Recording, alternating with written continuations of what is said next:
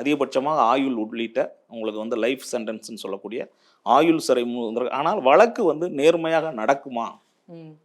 ஒரு காவல்துறையினர் மீது வழக்கு செய்கின்ற போது அந்த காவல்துறையினர் இப்போ சிபிஐக்கு உங்களுக்கு ரெஃபர் பண்ணியிருக்காங்க. சிபிஐ வந்து சரியான முறையில் இந்த வழக்கை நடத்தினால்தான் இந்த சம்மந்தப்பட்ட நபர்களுக்கு உரிய தண்டனை வாங்கி கொடுக்க முடியும். ஆனால் சிபிஐ மட்டும் யாரு? அவங்களும் வந்து மத்திய காவல்துறை தான். அப்போ யாரு தான் இதை விசாரிக்கிறது? இந்த விசாரணையை முதல்ல சிபிஎஸ்சிஐடி விசாரித்தாலும் அதுவும் தமிழ்நாட்டுடைய காவல்துறை தான். சிபிஐ விசாரிச்சு எத்தனையோ வழக்குகளை சிபிஐயில் கூட விசாரிக்க முடியலன்னு சொல்லியிருக்காங்க.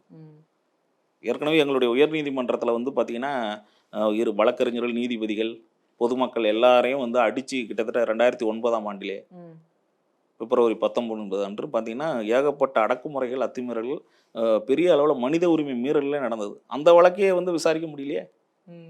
சிபிஐக்கெலாம் விசாரணை பண்ணுறோம் போகிறோம்னு சொல்லி கூட எதுவுமே விசாரிக்க முடியல. அந்த வழக்குமே நிலுவையில் இருக்கிறது.